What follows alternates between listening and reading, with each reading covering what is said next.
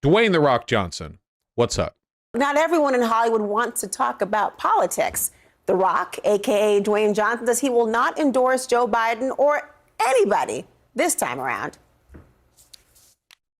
The endorsement that I made years ago with Biden was one I thought was the best decision for me at that time. Am I going to do that again this year? That answer is no.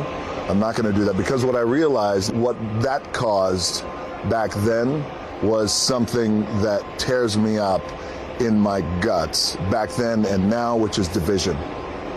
And it's politics, you stupid piece of shit. What the f you talk?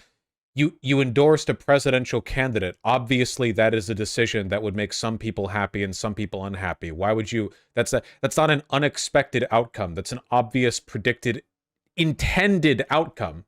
That got me. You know what else is raising some eyebrows? Or maybe just the one eyebrow from The Rock. Anyway, he goes on to say he'll keep his politics to himself. So, but here's the thing. That's very different than what he chose to do in 2020. If you look back, here's how he endorsed the Biden-Harris ticket back then. So I figured let's kick this conversation off this way by me officially publicly endorsing you both to become president and vice president. He's talking to Biden and Trump right now. He's got them both on a split call. He's playing the field. He's keeping his options open. Of our great country. Oh, that's fantastic. Never mind. Thank you. That means a great deal to us, for real. Holy shit. This is like 3 facelifts ago. You know, this is like a different Joe Brandon. Really. Thank you. You guys are both obviously experienced to lead. You've done great things. Joe, you've had such an incredible career. You've led, in my opinion, with great compassion and heart and drive, but also soul. Now, remember, The Rock is not your average celebrity endorser, by the way. He says that he was approached, recall, by unnamed parties in 2022. That's an okay fit. It's hard to tell with the arms up, but that doesn't, yeah, that looks okay. Unnamed parties in 2022 asking if he would run for president himself. He's even cited hypothetical polls that show him getting support in the 40s. And while he ruled out a run this year. Yeah, in the 40s, I'm sure. Let's see a little bit more from that interview, because I thought that video had more. God, by the to me, and we could go whatever it is, and that's important to me. And authenticity, we hear that word a lot, but that's important to me. And I feel like, and I mean, we could go down the well here, but there's, in today's easy cancel culture. Yeah, sorry guys. World and cancel culture, woke culture, this culture, that culture, division, etc. That really bugs me. And in the spirit of that, you either succumb and be what you think other people want you to be, or you go, well, no, that's not who I am. I'm going to be myself, and I'm going to be real. So having seen this entire thing, I can save you a little bit of time and say that this whole thing is jibber jabber. He's not expressing any sincere belief, or if he is, he's obfuscating it so much through bland, like nothing aphorisms that it doesn't seem like it's a reflection of anything he actually believes. It just sounds like him being a kind of like middle of the road centrist, but doing this in an exclusive interview on Fox and Friends where you talk about your problem with cancel culture and woke culture. Nah, I don't think this is just centrism. What I think this is two factors that are clashing together. For one, this is a difficult time for someone in Hollywood to be politically loud and active, not only because of the broader political divide, but also because of what's going on with Israel and Palestine. Like, any statements right now are being held to a much higher degree of scrutiny than they were back in 2020. So I think that he might be a little bit nervous about the potential blowback for that.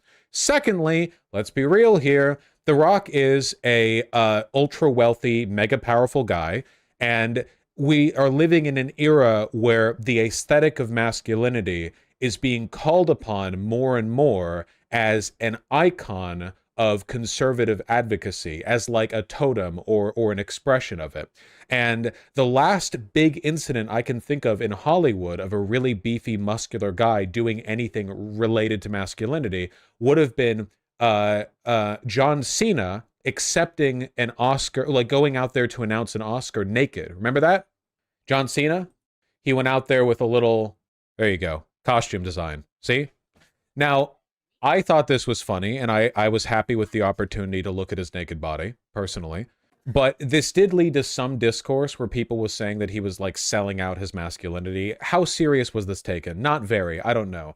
But I do think that there's a lot of external pressure right now, or maybe like an external incentive for people who fit this archetype, this super beefy Hollywood guy, of which there aren't that many right now. How many are there? Dwayne "The Rock" Johnson, John Cena, Jason Momoa. Who's the guy who played the one guy in Guardians of the Galaxy? He was also in, Batista. Batista. Thank you. Yeah, in Dune, in the Dunes, right? The one with the big round head. Henry Cavill. Yeah. Though he tends to be known more for the shows than the movies. Chris Pratt to an extent. What about the guy who plays Thor? Chris Hemsworth. Thank you. Yeah. Ryan Gosling. No. He's not big enough. There aren't that many of this kind of guy, but you imply he's progressive by ideology, but not showing it? No. That's not what I'm saying. What I'm saying is, like, this has been an archetype of guy that has historically been called upon by the right to be an icon of their politics. The best example I can think of is Seagal, right? Who is currently over there in Russia right now, being a stooge of the of Putin's regime. Arnold too, to an extent Arnold, but he was never as openly reactionary. John Wayne, John Wayne was crazy reactionary. He wasn't a big muscly beefy dude, but he was that kind of guy for his time, you know? Men weren't allowed to be that muscular back then. Clint Eastwood, hyper masculine. Reagan to an extent, though that was more of a post hoc thing. He was never hyper masculine, but he kind of fronted that with the cowboy politics. What I'm trying to get at here is that history and American conservatism calls upon men like Dwayne "The Rock" Johnson to be their figure, their icon, their totem, you know? And I think between that, the difficulty of making political statements in Hollywood right now, and the fact that he is, let's be fair here, an older, kind of like beefy masculine guy, all of these factors combine to give him a good in for conservatism. That's my thought. I don't know. If you ask me something, a real answer is important, and the truthful answer is important, and that may get people upset, it may piss people off, and that's okay. But it took me some time to recognize that. At first, I was, in a way, adverse to fame, and I didn't understand the power of it, how it could swing both ways, and finally, as I got down the road a little bit and started achieving some notoriety, a little bit of success here and there, I start to realize, oh man, this is a superpower. The fame is a superpower when used correctly, I believe, when you can use it to influence people and also use it to influence other people in terms of... Yeah, notice how he's literally said, like, my endorsement for Biden caused division, which is bad, but also I'm okay with pissing people off. He's not saying anything. This is nothing. This is all, it's word salad. Yeah, bro is saying nothing. He's waffling. Again, being direct and being honest. So let's be direct, let's be honest. There was a time that you used your fame, and it was a time that not everybody was happy. And that was a few years ago. That's right. And you made a very big point. You said, I've never done this before. I have never publicly endorsed a presidential candidate or a vice presidential candidate. So I figured let's kick this conversation off this way by me officially publicly endorsing you both. Are you happy that you made that endorsement in 2020? Are you happy with the state of America? Am I happy with the state of America right now? Well, that answer is no. Do I believe we're going to get better? I believe in that. I'm an optimistic guy, and I believe we can get better. The endorsement that I made... Total ambiguity, not saying what he thinks is wrong with it, not saying what he thinks can be done to make it better. His job here is to say nothing, and every once in a while the Fox and Friends guy is like, okay, so like this is because Joe Brandon is bad, right? Like that's it, it's his job is to probe and push the conversation in a certain direction. Years ago with Biden was one I thought was the best decision for me at that time. And I thought back then, when we talk about, hey, I'm in this position where I have some influence, and it's my job then. I felt like that then. It's my job now to exercise my influence and share with this is who I'm going to endorse. Also, couldn't he just not endorse somebody? Do you have to go on Fox and Friends to say that you're not endorsing anybody? Like, is that a normal thing to do? Like, hey, I'm not going to make a statement on this upcoming election. Let me go on Fox and Friends to say how, you know, I don't like cancel culture and wokeness. And also, I'm not making a decision. This might piss people off, but I don't want to cause division. I'm not making a statement, he proclaimed loudly. Exactly. Yeah. Am I going to do that again this year? That answer is no. I'm not going to do that, because what I realized, what that caused back then was something that tears me up in my guts back then and now, which is division. And that got me. And the takeaway after that, months and months and months, I started to realize, like, oh man, that caused an incredible amount of division in our country. So I realize now, going into this election, I'm not going to do that. I wouldn't do that, because my goal is to bring our country together. I believe in that in my DNA. So in the spirit of that, there's going to be no endorsement. Not that I'm afraid of it at all, but just literally, just like nothing being said, literally completely absent any statement being made. It's actually like a talent. Like, you know, he's a showman, he's an entertainer, right? So he has some skill at this, because it takes skill to say this little with this many words, you know? Good politician speak. But it's just, I realized that this level of influence, I'm going to keep my politics to myself. Fits good, though. And I think it's between me and the ballot box. But I will tell you this. While, like a lot of us out there, not trusting of all politicians, I do trust the American people, and I trust that whoever they vote for, that's going to be my president, and that's who I'm going to support 100%. As you mentioned, Okay. you're very influential. To the point of this, we talked about it. You running for president. People talk about it. You've talked about it. Yes. So are you going to ever seriously run for president? Answer that question seriously, consider it seriously, and make that that mountaintop run for president. As of now, no. That's not my intention. Will, I'm not a politician. I'm not into politics. I care deeply about our country. I'm a patriot, and I believe you are too, as well. And right now, my desire and my priorities are my babies and school drop-offs and pickups and things like that. That's important to me. I also feel like,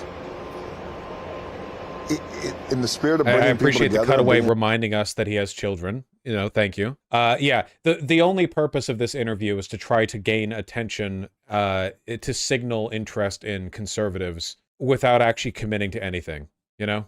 Our country together. I don't know if that's the right move at this point. Possible. I don't know. So truth is, as of now, you said. As of now. So, you know, what I would say to you guys is this. First Literally, of all, like a 5-minute interview. Yeah, I'm not endorsing anyone. I don't have any opinion on this. And I'm focusing on my family right now. Okay.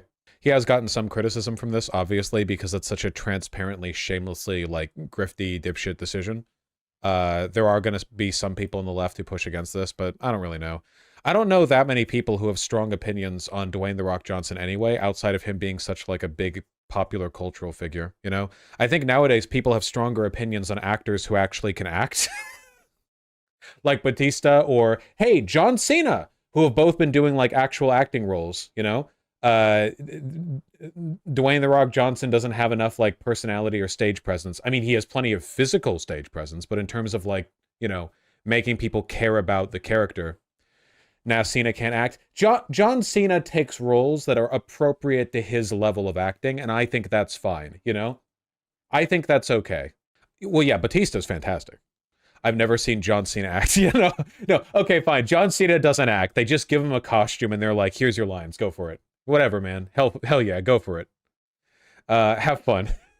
Have a great time.